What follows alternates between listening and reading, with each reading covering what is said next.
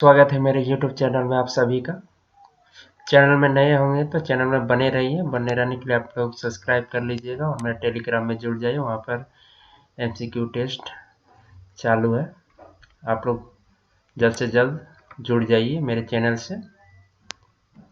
चलिए पहले सिलेबस को देख लेते हैं कहाँ से कहाँ हो गया है। जो नए यूजर्स होंगे उसके लिए, बाकी जो होंगे तो उन्हें तो पता ही कितना हुआ है।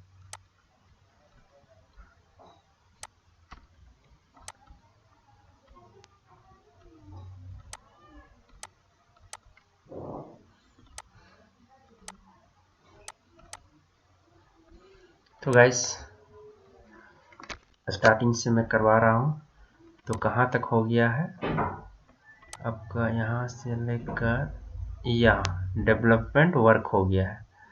इसको दो भागों में डिवाइड किया हूँ मैं, डीप लर्निंग ऑपरेशन और डेवलपमेंट वर्क को। तो डेवलपमेंट वर्क पिछला वीडियो डाल चुका हूँ। आज का जो टॉपिक होगा ना, डीप लर्निंग ऑपरेशन, तो इसको पूरा का पूरा कवर किया जाएगा इस वीडियो में। तो वीडियो का लास्ट तक बने रहें। वीडियो कहीं भी स्किप कीजिएगा तो फिर समझ नहीं आएगा पूरा का पूरा।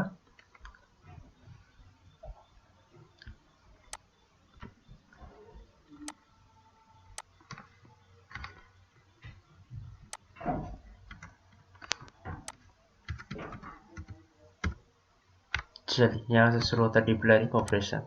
डीप लर्निंग ऑपरेशन शुरू करने से पहले मैं बता देता हूँ कि डीप लर्निंग है क्या। जब बोर एंड फिलर मेथड से जब हम अंडरग्राउंड माइनिंग करते हैं तो सबसे पहले डेवलपमेंट करते हुए आगे बढ़ते हैं, यानी कि गैलरी से कोयला निकालते हुए, फिलर को छोड़ते हुए हम लोग आगे बढ़ते हैं। जब हमारा पूरा का सीम का जितना बड़ा सीम है, हमारा जितना बड़ा एरिया था सीम का पूरा कवर करने में, डेवलपमेंट कवर करने के बाद करना क्या रहता है, हमें पिलर को काटना रहता है। पिलर को काटते हुए हमें वापस सरफेस की ओर निकलना रहता है। तो डिप्लरिंग उसी ऑपरेशन को कहते हैं जब पिलर की कटाई शुरू होती है ना। तो डिप्लरिंग स्टार्ट करने से पहले कुछ ऑपरेशन किए जाते हैं, जैसे कि आपका लिखा हुआ है आइसोलेशन स्टॉपिंग। तो आइसोलेशन स्टॉपिंग क्या है ना। तो सुनिए, ध्यान से सुनिएगा। अंडरग्राउंड माइंस में किसी भी वर्किंग को आइसोलेट करने के लिए या डिप्लरिंग करते समय पैनल बनाने के लिए जो ब्रिक्स वालिंग की जाती है उसे ही हम आइसोलेशन स्टॉपिंग कहते हैं। तो इसको फिगर में कैसे समझेंगे मैं बताता हूँ।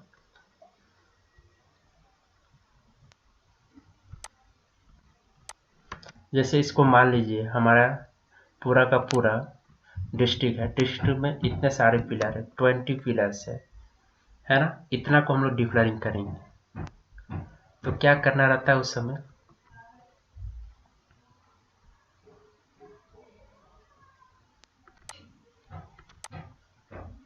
सबको एक दूसरे से जोड़ेंगे। इस तरह से जोड़ा जाता है, आपस में सबको जोड़ा जाता है। इसी तरह यहाँ भी जुड़ेगा, यहाँ भी जुड़ेगा, यहाँ भी जुड़ेगा। साइड साइड से जोड़ा जाता है। यहाँ जुड़ेगा, यहाँ, यहाँ, फिर यहाँ, फिर यहाँ, फिर यहाँ। उसके बाद यहाँ पे हम लोग प्रिपरेटरी आइसोलेशन स्टॉपिंग छोड़ते हैं।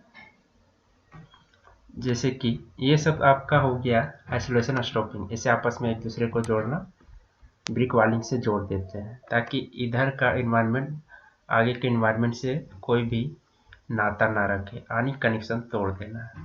तो हमें क्या करना रहता है, इस तरह का चारों तरफ से ब्रिक वालिंग करने के बाद दो इंटेक हम लोग बनाते हैं इधर से, जिसमें थोड़ा थोड़ा पूरा नहीं जोड़ते। इधर से कुछ ब्रिक वालिंग कर देंगे, इधर से कुछ ब्रिक वालिंग कर देंगे, इधर से कुछ ब्रिक वालिंग कर देंगे, इधर से कर देंगे, इधर से कर देंगे, थोड़ा सा। तो इसका जो मटेरियल जो होगी ना, बाकी जो करने के लिए यहीं पर डंप करेंगे ताकि हमें इमरजेंसी के दौरान तुरंत के तुरंत इसको बंद किया जा सके, यानी आइसोलेट किया जा सके। आइसोलेशन यानी आइसोलेट। तो इस तरह से लास्ट में आपका टू इंटेक एक रिटर्न रहता है। तो इसको अगर दोनों इंटेक बनाइएगा तो एक रिटर्न आपका ये हो जाएगा, ठीक है। रिटर्न यानी आपका सारा सारा जगह को वेंटिलेट करते हुए रिटर्न हवा में चला जाता है, ताकि वहाँ से हमें कोई मतलब नहीं है रिटर्न से, वो दूषित हवा जाती है वहाँ पर, और बहुत सारे नॉक्सियस गैसेस रहते हैं जिससे ह्यूमन को प्रभाव पड़ सकता है, इसलिए वहाँ से डिप्लरिंग के समय कोई नाता नहीं रहता। तो 2 इंटेक बनाए गए हैं इसी कारण, ठीक है, और रिटर्न 1 होता है। तो आइसोलेशन स्टॉपिंग का मतलब यही है कि ब्रिक वॉलिंग से हर एक पिलर को आपस में जोड़ देना है और गैलरी हाइट तक सटा देना, नो गैप बिटवीन रूफ या फ्लोर, ठीक है। तो इस तरह से हमारा आइसोलेशन स्टॉपिंग बनता है और इसी को हम लोग आइसोलेशन स्टॉपिंग कहते हैं। आगे देखते हैं।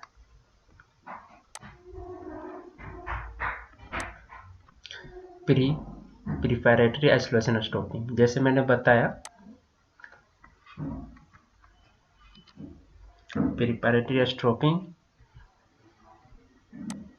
जो मैंने यहाँ थोड़ा थोड़ा छोड़ दिया, जो पूरी तरह से जोड़ा नहीं गया, कुछ जगह इंटेक के लिए छोड़ दिया गया ताकि हम लोग यहाँ गैलरी में घुस सकें, तो इसको हम लोग आधा उधारा बनाया हुआ स्टॉपिंग को, आइसोलेशन स्टॉपिंग को प्रिपैरेटरी स्टॉपिंग कहते हैं। इसको अगर अच्छे से बोला जाए तो ध्यान से सुनिए, मैं बता देता हूँ। डिप्लरिंग पैनल बनाते समय 2 इंटेक एवं 1 रिटर्न गैलरी में अनकम्प्लीट बनाए गए स्टॉपिंग को प्रिपैरेटरी स्टॉपिंग कहते हैं, ठीक है।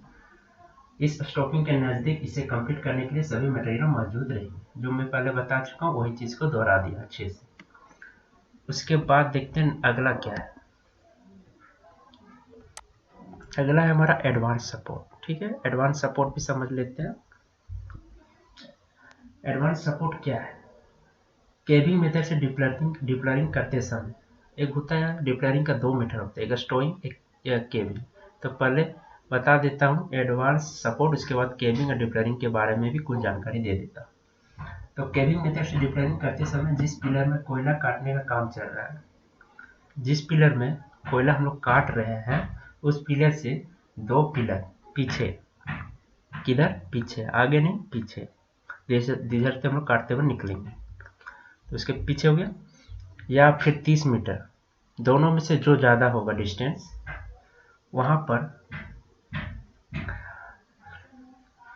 उतना दूरी जहाँ से हम लोग पिलर काट रहे हैं 38 मीटर दूरी, और क्या बोले थे, हाँ, 2 पिलर पीछे या 30 मीटर, दोनों में से जो ज़्यादा होगा उतनी दूरी तक, वहाँ से लेकर उतनी दूरी तक एक्स्ट्रा सपोर्ट हम लोग लगाते हैं, उसी को हम लोग बोलते हैं एडवांस सपोर्ट। चलिए फिगर में एक बार बता देता हूँ।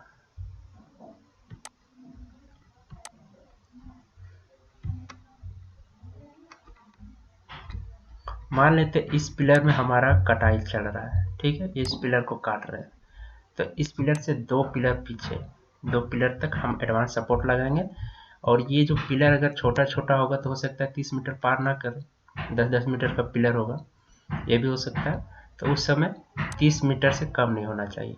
अब कंडीशन यह है कि दोनों में से जो अधिक होगा, तो हमारा पिलर साइज बड़ा रहेगा तो पिलर साइज अधिक होगा, तो यहाँ से लेके यहाँ तक हमें एडवांस सपोर्ट लगाना रहता है, इसी को हम लोग एडवांस सपोर्ट कहते हैं। स्प्लिट गैलरी, ठीक है। स्प्लिट गैलरी अब क्या है, इसको भी फिगर के थ्रू समझ लेते हैं। एक बड़ा गैलरी है, ठीक है, एक गैलरी को हम लोग 2 से अधिक भागों में डिवाइड करते हैं, 2 या 2 से अधिक, तो 2 से इतना बड़ा गैलरी को हम लोग ऐसे करके एक भागों में बांटे, एक यहाँ भाग, ये आप देख रहे हैं पूरा का पूरा हमारा गैलरी था, इस गैलरी को 2 भागों में बांट दिया, बीच से हम लोग एक क्या चलाए, गैलरी चलाए, है ना, इसी को बोलते हैं स्प्लिट गैलरी।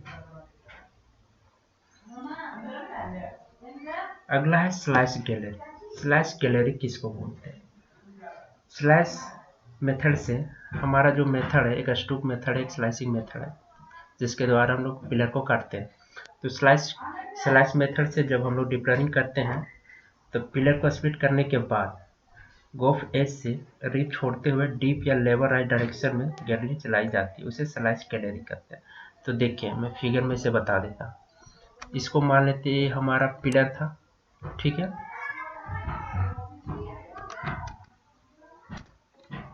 ये हमारा पिलर को भी काटते हैं, इसको कैसे काटते हैं,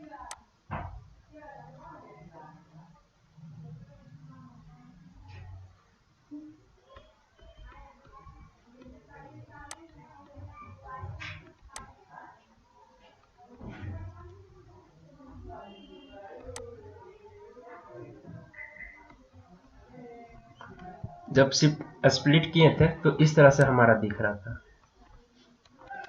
एक और फिगर ड्रॉ करना जरूरी हो गया। जब हम लोग स्प्लिट किए थे ये पिलर बड़े बड़े पिलर के दो भागों में, तो कुछ इस तरह का दिख रहा था, है ना, कुछ इस तरह का दिख रहा था। अब देखिए, अब ये नीचे वाला तो देख रहे हैं, नीचे वाले पिलर को हम लोग काटे, यहाँ से काट दिए, काटे है ना नीचे से। यहाँ पर एक गैलरी फॉर्म हुई है। ये जो साइड में देख रहे हैं ये रिब है, इतना मोटा रिब छोड़ा जाता है, लगभग 3 मीटर के आसपास रहता है।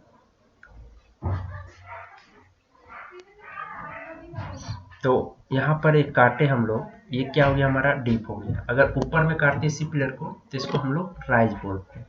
तो यही चीज़ मैंने बोला था कि स्लाइसिंग मेथड से जब डिप्लेयरिंग हम लोग करते हैं, पिलर को स्प्लिट करने के बाद, पिलर ये हमारा स्प्लिट हुआ यहाँ पर, इस तरह स्प्लिट करने के बाद एज से, किनारे से रिब छोड़ते हैं, जो कि ये है आपका रिब, ये आपका रिब है, ये पूरा का पूरा लाइन रिब है, ठीक है।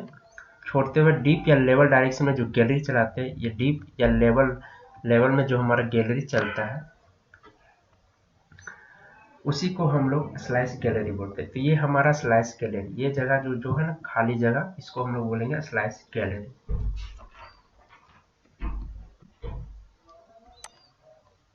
रिब भी बता ही दिया मैंने, फिगर में आपको क्लियर हो गया होगा। पर्पस ऑफ रिब, जानते हैं कि रिब का पर्पस क्या है,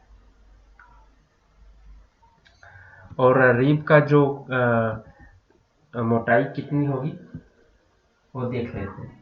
अगर हम लोग स्लाइसिंग मेथड से डिप्लाइनिंग हो रही है तो स्लाइस गैलरी और बॉब के बीच छोड़े हुए पार्टीशन को पहले रिब बोलते हैं। और केबिंग के केस में इसकी थिकनेस जो है 1.8 मीटर से कम नहीं होगी, और स्टोइंग अगर कर रहे हैं, स्टोइंग के केस में 1.5 मीटर से कम नहीं होगी। एक बार और दोहरा देता हूँ, रिब का जो थिकनेस होगा ना, अगर हम लोग केबिंग मेथड से यूज कर रहे हैं, रिब बना रहे हैं, तो 1.8 मीटर से कम नहीं होगी, और स्टोइंग से कर रहे हैं तो 1.5 मीटर से कम नहीं होगी। एक बार फिगर को देख के, तो रिब हमारा ये है, और स्टोइंग केबिंग मेथड के लिए अलग अलग डायमेंशन है, ठीक है। इसी के बारे में बात हो रहा है यहाँ पर। ये जो लंबा लाइन देख पा रहे हैं ये रिब है आपका, क्योंकि गोफ की एज से छोड़ा जाता है। और इसका पर्पस क्या है, तो इसको छोड़ने का पर्पस क्या है, वर्किंग प्लेस को गोफ से इफेक्ट से अलग रखना। यानी हमारा वर्किंग प्लेस ये है, ये गोफ है, ये दोनों को अलग अलग रखना। बीच में एक बैरियर टाइप से हो गया ना, तो दोनों को से अलग अलग कर दिया। पहला पर्पस ये हमारा। दूसरा पर्पस क्या है, स्टोइंग के समय बॉक्सिंग एंड बैरिकेटिंग बनाने में हेल्प करना। तो ये जो देख रहे हैं बॉक्स टाइप का, बैरिकेटिंग टाइप का आपका शेप बन चुका है। तो इसमें स्टोइंग मेथड से अगर हम लोग कर रहे हैं तो इसमें बहुत ही एडवांटेजेस है रिब छोड़ने के लिए। क्या एडवांटेजेस, जब इसमें हम लोग बालू भरेंगे तो बॉक्स टाइप से बना हुआ है, अच्छे से हमारा बालू धीरे धीरे भर जाएगा। स्टोइंग कैसे होते हैं वो आप लोग जान रहे होंगे, तो अच्छे से समझ रहे होंगे। पाइप के द्वारा किया जाता है, बालू और पानी के द्वारा, नहीं तो फिर हवा और बालू के द्वारा। तो यहाँ पर भर देते हैं, उसके बाद कुछ ऊपर तक, जैसे हमारा रूप से सटने हुआ था उतना दूर तक नहीं आता, उस समय हैंड से भरा, हाथों से धकेला जाता ताकि पूरी के पूरी फ्लोर और रूप से सट जाए सारा भाग। ठीक है, पर्पस समझ गए होंगे। तो अब हमारा नेक्स्ट देखते हैं पॉइंट क्या लिखा हुआ है।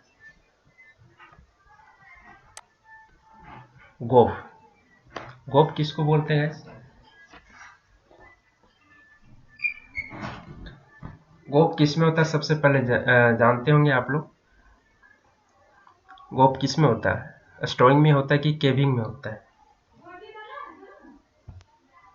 सिर्फ केविंग में होता है। एक क्वेश्चन बहुत इंपॉर्टेंट क्वेश्चन है, सिर्फ केविंग में होता है। और स्टोइंग में गोफ क्यों नहीं होता, क्योंकि हम लोग निकालते हैं जैसे वैसे हम लोग बालू भर देते हैं, तो हमारा गोफ बचता नहीं। तो गोफ का डिफिनेशन किस प्रकार से होगा, अंडरग्राउंड माइंस का वह भाग जहां से कोल या पिलर का कोई भाग काटा जा चुका है, और यदि लॉन्गवाल मेथड से हम लोग अगर काम कर रहे हैं उसमें ना, तो उस जगह से कोयला निकाला जा चुका होना चाहिए। लेकिन अब वह वर्किंग प्लेस नहीं है, कोयला निकालने के बाद वर्किंग प्लेस नहीं होना चाहिए, तब हम लोग लॉन्ग वाल वाला को गोफ बोलेंगे। तो गोफ हमारा लॉन्ग वाल और बोर्ड एंड पिलर दोनों में होता है, रूम एंड पिलर में भी होता है। तो अगर क्वेश्चन आता है कि गोफ किस में होता है, दिया रहेगा आपका लॉन्ग वाल, बोर्ड एंड पिलर, और कोई एक दे देगा A B, both A and B या नन, तो आपका बोथ ए एंड बी हो जाएगा। तो गोफ एज सपोर्ट, अगला जो है गोफ एज सपोर्ट किसको बोलते हैं? कैबिंग मेथड से डिप्लरिंग करते समय गोफ के किनारे में स्किन टू स्किन सटा कर कोग हम लोग लगाते हैं। यानी कैबिंग मेथड से जब ऑपरेशन हम लोग कर रहे हैं तो उस समय क्या करते हैं, सपोर्ट लगाते हैं, गोफ से सटा के कोग लगाए जाते हैं, जिसे हम गोफ एज सपोर्ट बोलते हैं। अगला क्या, लाइन ऑफ एक्सट्रैक्शन, है ना। तो लाइन ऑफ एक्सट्रैक्शन जो है क्या है, ये बहुत इंपॉर्टेंट है, इसको ध्यान से सुनिए। डिप्लरिंग करते समय पिलर को जिस सीरीज में काटा जाता है, ये पिलर है ना हमारा, इतना सारा पिलर है हमारा। अब इस पिलर को हम लोग काटेंगे, है ना। तो जिस कर्व में, जिस सीरीज में हम लोग काटते हैं उसी को हम लोग गोफ लाइन या लाइन ऑफ एक्सट्रैक्शन कहते हैं, ठीक है। ये 3 तरीके से काटा जा सकता है, कौन कौन से हैं? Diagonal line of extraction, step diagonal line of extraction, straight line of extraction. अब ये तीनों है क्या, तीनों के तीनों है क्या, इससे समझते हैं। डायगोनलिंग का मतलब होता है तिरछा मार। तो हमारा डिफ्लेयरिंग किधर से होता है, डेवलपमेंट तो यहाँ से करते हुए डिफ्लेयरिंग हम लोग पीछे से करते हैं।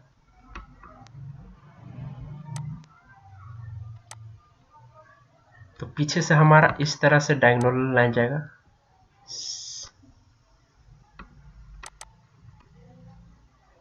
पहले इसको काटेंगे, ये पूरा काटने के बाद, ये पूरा खत्म होने के बाद 16 नंबर काटेंगे, फिर 19 नंबर काटेंगे, फिर इसी तरह से 12 काटेंगे, 15 काटेंगे, 19 काटेंगे। गैस ये सब 1 2 3 जो देख रहे हैं ये क्या है, पिलर का नेमिंग किया हुआ। आप यहाँ से 1A 1B कुछ भी दे सकते हैं, ये आप पे निर्भर है। तो मैंने 1 से लेकर 20 तक दिया है। तो अब समझ रहे होंगे कि ये सब क्या है। उसके बाद उतना काटना, 12 15 फिर 18 काटेंगे, फिर 8 काटेंगे, फिर 11, फिर 14, फिर 17। इस तरह से हमारा धीरे धीरे इसी तरह से काटते हुए बाहर की ओर हम लोग निकल जाएंगे। तो लास्ट में हमारा कौन सा काटा, ए काटा। तो इस तरह से अगर हम लोग पिलर को काट रहे हैं तो इसको हम लोग बोलेंगे डायगोनल लाइन ऑफ एक्सट्रैक्शन, ठीक है। चलिए अगला पॉइंट जो था step diagonal line of extraction, है ना। तो ये क्या है, स्टेप का मतलब समझ में आता है कि सीढ़ी। तो स्टेप बाय स्टेप काटते हैं इस तरह का। अगर दो पिलर ले रहे हैं तो दोनों पिलर लेना है। यहाँ से इसको 2 काटें,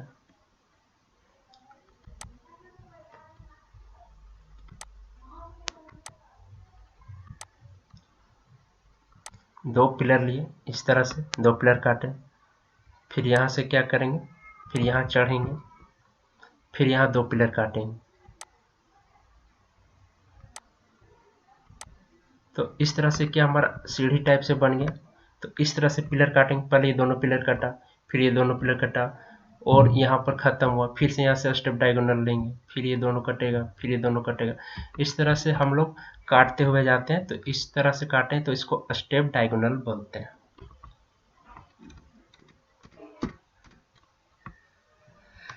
अगला है और लास्ट, तीसरा straight line of diagonal. Straight मतलब सीधा, सिंपल बात है, सीधा काट रहे हैं तो हमारा ऐसे करके 20 काटे, 16 काटे, 12 काटेंगे, 8 काटेंगे, 4 काटेंगे, फिर इसी तरह से 19 काटेंगे, 15 काटेंगे, इसी करके ऐसे करते हुए 3 को भी काट देंगे हम लोग। यानी कि सीधा काटना है हम लोग को।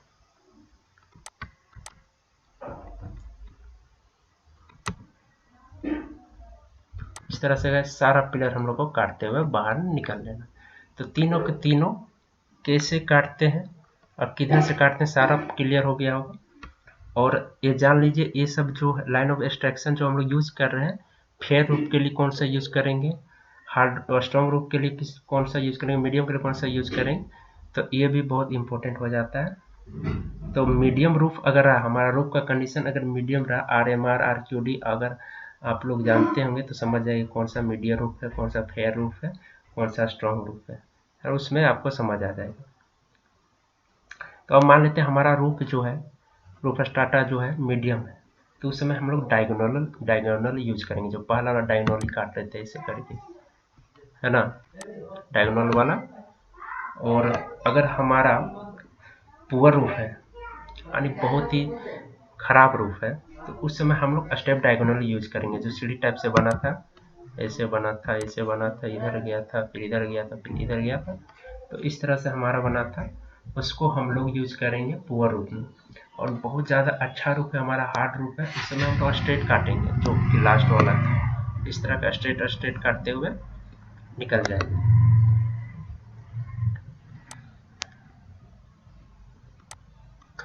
अब आता है अगला air blast shelter. Air blast shelter क्या है? एयर ब्लास्ट से समझ में आ रहा है ना कि हवा ब्लास्ट हो रहा है ना, बस हवा ब्लास्ट हो रहा है। तो इसको कैसे हम लोग डिफाइन कर सकते हैं? केविंग मेथड से डिप्लरिंग जब करते हैं हम लोग एयर ब्लास्ट से बचने के लिए, गोफ एज से 3-4 पिलर पीछे किसी पिलर में डीप डायरेक्शन में एक अनकम्प्लीट गैलरी चलाकर शेल्टर बनाया जाता है ना। तो क्या बोलना चाहता है, इस सबको मिटा देते हैं, इजी होगा।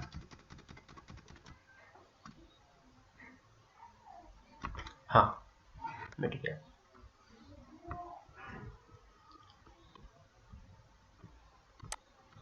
तो इस पिलर में हमारा अगर काम चल रहा है 20 नंबर पिलर पे, तो इसका 3 या 4 एक पिलर, 2 पिलर, 3 पिलर यहाँ पर बनाइए, यहाँ पर, तो यहाँ पर हम लोग आधा अधूरा गैलरी को काट देते हैं, यहाँ पर हम लोग काट देंगे, तो यहाँ पर क्या बन जाएगा, एक जगह बन जाएगा, उसी जगह को हम लोग बोलते हैं एयर ब्लास्ट शेल्टर। इसी तरह से हमारा एयर ब्लास्ट शेल्टर तैयार होता है, ठीक है। अनकम्प्लीट, पूरा का पूरा नहीं काटे हैं, अनकम्प्लीट काटे हैं।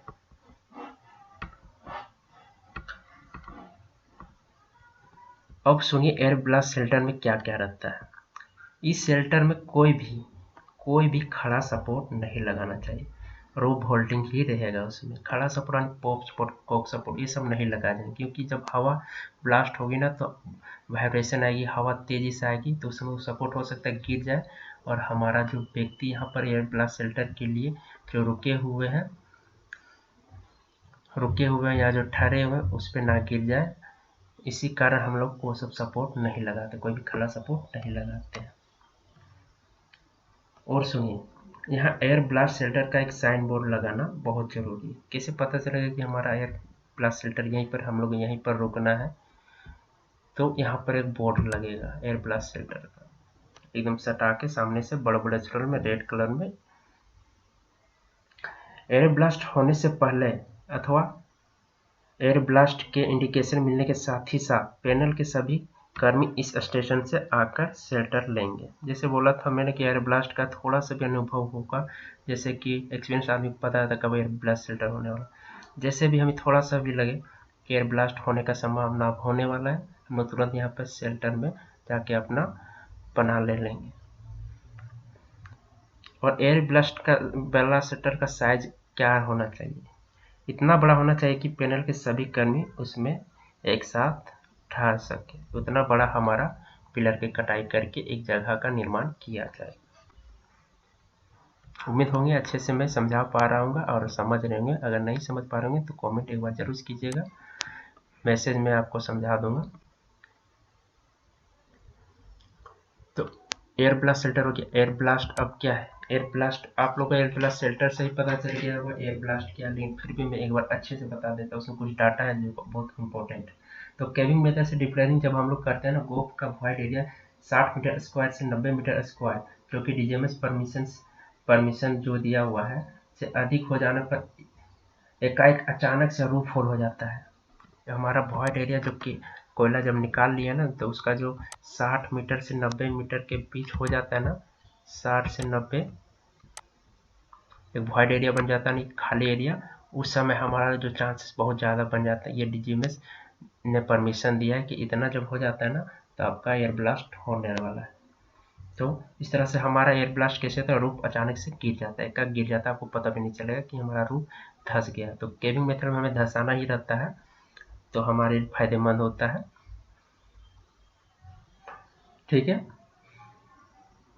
अब समझ गए होंगे एयर ब्लास्ट कैसे होता है क्या है। अब चलते लोकल फॉल जानते हैं क्या है। लोकल फॉल ये आपको सिर्फ जान लीजिए कि डिप्लेरिंग से ही रिलेटेड है। कभी भी फॉल है इसका मतलब ये कि डेवलपमेंट आपको क्वेश्चन देगा लोकल फॉल किससे रिलेटेड है, डेवलपमेंट डिप्लेरिंग दोनों। कभी भी कंफ्यूज नहीं होना, लोकल फॉल हमेशा डिप्लेरिंग में होता है, रूफ फॉल जो होता है ना सिर्फ डेवलपमेंट में होता है। ठीक है, तो लोकल फॉल क्या है, जब केविंग मेथड से हम लोग डिप्लेरिंग के दौरान गोप में होने वाला ऐसा रूफ फॉल, कोई ऐसा रूफ फॉल होगा जिसका इफेक्ट सरफेस तक ना पड़े, यानी कि रूफ फॉल यहाँ पर हुआ ना तो सरफेस तक इफेक्ट नहीं पड़ा कि छोटा मोटा रूफ फॉल हुआ, तो उसी को हम लोग बोलते हैं लोकल फॉल। और मेन फॉल अब क्या है, मेन फॉल में जब केविंग मेथड से हम लोग डिप्लिंग कर रहे हैं, गोप में कुछ अचानक से क्लप्स करता है रूफ, तो उस समय क्या होता है, इफेक्ट सरफेस तक पहुंच जाता है, सरफेस तक पहुंच जाता है और कुछ कैरेट या सब्सिडेंस के रूप में पड़ता है, जैसे कि हमारा रूफ फॉल को हम मेन फॉल कह सकते हैं। ठीक है, उस समय अगर हमारा सरफेस तक प्रभाव पड़ रहा है तो उसको हम लोग मेन फॉल बोलेंगे, अगर सरफेस तक प्रभाव नहीं पड़ रहा है तो लोकल फॉल बोलेंगे। प्रीमैच्योर क्लब्स क्या है, जब हम लोग के स्टोइंग में सब कुछ नहीं होता, याद रखिएगा स्टोइंग में होता ही नहीं क्योंकि तुरंत भर देते हैं, ये सब सारा का सारा केविंग में होता है। प्रीमैच्योर क्लब्स किसको बोलेंगे, केविंग मेथड से डिप्लेयरिंग करते समय सपोर्ट खोलने से पहले अगर हमारा जो सपोर्ट लगा हुआ उसको खोलने से पहले ही हमारा रूफ क्लब्स कर जाता है तो उसको बोलते हैं प्रीमैच्योर क्लब्स, यानी समय से पहले रूफ का गिर जाना ही प्रीमैच्योर क्लब्स कहलाता है। तो हम लोग केविंग करते समय क्या करते हैं, सपोर्ट को खोलते हैं ताकि हमारा रूफ गिरे। तो ऐसा ना होने के ऐसा ना होकर क्या हो जाता है, पहले ही सपोर्ट खोलने से पहले ही क्लब्स कर जाता है रूफ, तो उसी को बोलते हैं प्रीमैच्योर क्लब्स। आगे देखते हैं क्या है।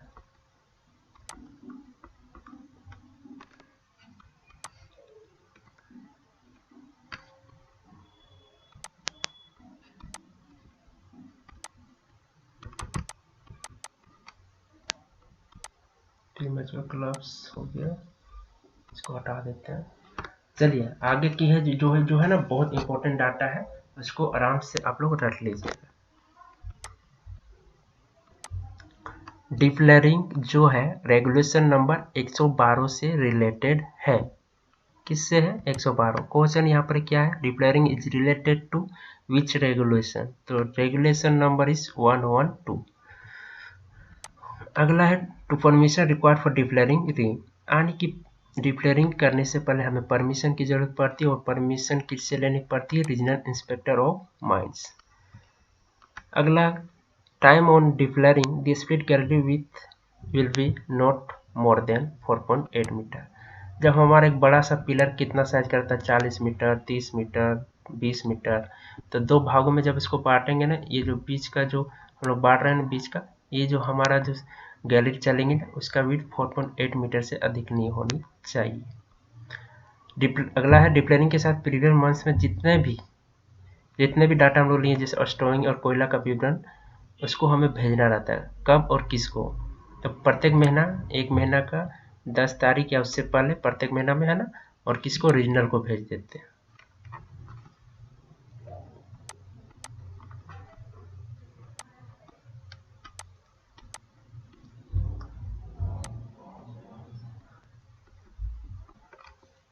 डिप्लेयरिंग के समय निकाले जा रहे पिलर में कितनी दूरी तक स्प्लिटिंग, यानी कि दो भाग में काटना, वाइडनिंग हाइट, वाइडनिंग मतलब चौड़ाई या हाइटनिंग मतलब ऊंचाई तक काम किया जा सकता है। तो कितना, दो कंडीशन है। कंडीशन नंबर 1 क्या बोलता है, जब किसी पिलर की कटाई स्टार्ट होने वाली, पिलर को काटने के लिए हम लोग रेडी है, अब स्टार्ट होने वाला है। पिलर को काटने से पहले हमें बहुत सारा काम करने पड़ते हैं, सारे स्लोटिंग बनाए जाते हैं और भी सुविधाजनक चीज़ें रखी जाती है, अच्छे से पिलर को साफ किया जाता है। उसके बाद हमारा आने की उससे पहले काफ़ी काम होते हैं, तो सब काम करने के बाद जब हम लोग जान जाएंगे कि अब हम लोग पिलर काटने वाले हैं, तो उस समय उस पिलर के 4 गुना डिस्टेंस ठीक है, 4 गुना डिस्टेंस आने की 4 पिलर, क्योंकि गैलरी हमारा 3 मीटर 3 मीटर 4.8 मीटर इसी तरह का सेम सारा चला हुआ रहता है, तो बराबर हो जाएगा 4 पिलर बोला या तो 4 गुना डिस्टेंस, दोनों से एक ही बात है। तो तक किसी भी पिलर पर स्प्लिटिंग वाइडनिंग का काम किया जा सकता है, तो उतने दूरी तक हमें परमिशन रहता है कि आप लोग स्प्लिटिंग और वाइडनिंग का काम कर सकते हैं। दूसरा कंडीशन क्या बोलता है, जब उस पिलर की कटाई स्टार्ट हो जाती है, जब पिलर हम लोग काटना शुरू कर देते हैं, तो उस पिलर के 2 ही गुना डिस्टेंस तक स्प्लिटिंग वाइडनिंग हाइडनिंग का काम किया जा सकता है। तो गाइस आपका पूरा का पूरा डिप्लरिंग यहीं समाप्त होता है। अगले वीडियो के लिए वेट करें, जल्द ही जल्द यानी जितना जल्दी हो सके सारा सिलेबस कंप्लीट कराने की कोशिश कर रहा हूँ, और जो मैं सारे अपने वर्बली बोल रहा हूँ, बहुत सारे जो लिखता था पहले वो मैं ना लिख रहा हूँ क्योंकि टाइमिंग का कमी है काफ़ी। तो उम्मीद होगा कि आप लोग अच्छे से डिप्लरिंग के बारे में समझ गए होंगे, और वीडियो अच्छा लगा तो लाइक करें और कमेंट करें, और चैनल को नए होंगे तो सब्सक्राइब कर लीजिएगा और मेरे टेलीग्राम में जल्द से जल्द जुड़ जाइएगा।